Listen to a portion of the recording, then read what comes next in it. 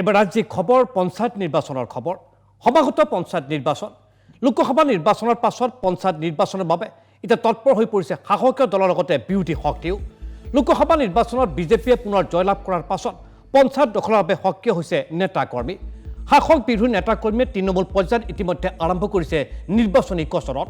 এই ক্ষেত্ৰত পুনৰ উজ্জীৱিত কংগ্ৰেছেও বিজেপিৰ সমান্তৰালকৈ পঞ্চায়ত দখলৰ বাবে তৈয়াৰ কৰিছে ৰণনীতি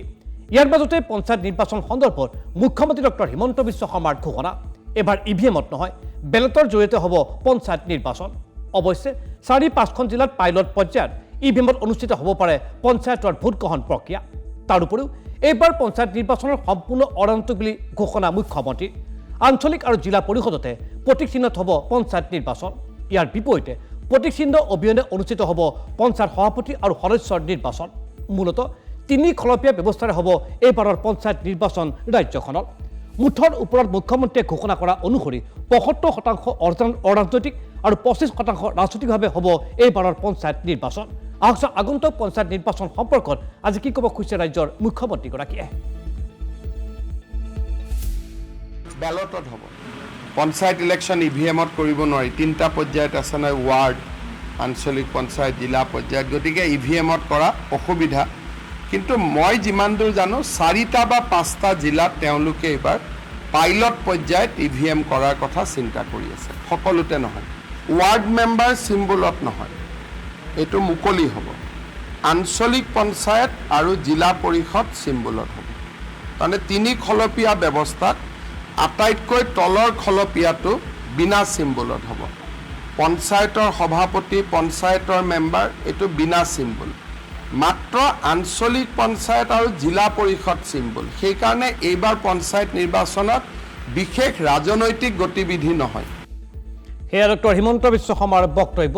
ইফালে বিজেপিৰ সহযোগী দল অসম গণ পৰিষদেও পঞ্চায়ত নিৰ্বাচনৰ বাবে আৰম্ভ কৰিছে প্ৰস্তুতি অৱশ্যে পঞ্চায়ত নিৰ্বাচনত বিজেপিৰ সৈতে মিত্ৰতা সন্দৰ্ভত বৰ্তমানো চূড়ান্ত সিদ্ধান্ত গ্ৰহণ কৰা নাই অসম গণ পৰিষদে মিত্ৰতাৰে অথবা এককভাৱে পঞ্চায়ত নিৰ্বাচনত অৱতীৰ্ণ হ'ব তাক লৈ অগমৰ ভিতৰত চলিছে আলোচনা আজি পঞ্চায়ত নিৰ্বাচনত বিজেপিৰ সৈতে মিত্ৰতা সন্দৰ্ভত মন্তব্য আগবঢ়ালে অসম গণ পৰিষদৰ সভাপতি অতুল বৰাই মিত্ৰতা সন্দৰ্ভত বিজেপিৰ শীৰ্ষ নেতৃত্বৰ সৈতেও আলোচনা কৰিব বুলিও মন্তব্য আগবঢ়ালে অসম গণ পৰিষদৰ সভাপতিগৰাকীয়ে এতিয়া জাষ্ট ইলেকশ্যনটো গৈছে ৰিজাল্ট ওলাইছে এইকেইদিন আমি বিস্তৃতভাৱে আলোচনা কৰা নাই আলোচনা কৰাৰ পিছতে আমি কম কিন্তু আমি প্ৰস্তুতি চলাবৰ কাৰণে দলৰ সতীৰ্থসকলক সেয়া অতুল বৰাৰ বক্তব্য আনহাতে চামগুৰি বিধানসভা সমষ্টিৰ উপ নিৰ্বাচনক লৈ তৎপৰ কংগ্ৰেছ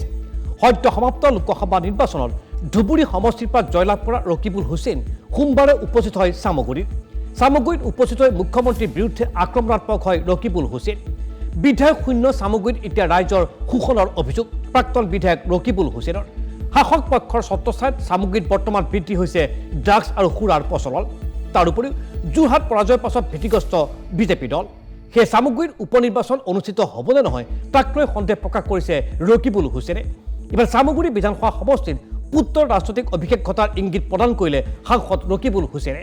চামগুৰিত ৰাইজে পুত্ৰক টিকেট দিব বিচাৰিলে কেনেকৈ পৰিয়ালকেন্দ্ৰিক ৰাজনীতি হ'ব বুলিও শাসক পক্ষলৈ প্ৰস্তাৱন এৰিলে ৰকিবুল হুছেইনে ৰকিবুল হুছেইনে কি ক'ব খুজিছে আজি চামগুৰিত তেওঁলোকৰ কাম তেওঁলোকে কৰিব এজিপিয়ে উঠিব নে বিজেপিয়ে উঠে তেওঁলোকে ভাগ বতৰা কৰি লওক কোনে উঠে তেওঁলোকৰ মুখেৰে কৈছে নহয় ইমান মই এইবাৰ বেছিকৈ আহিব পৰা নাই তেতিয়াই দেখোন এইবাৰ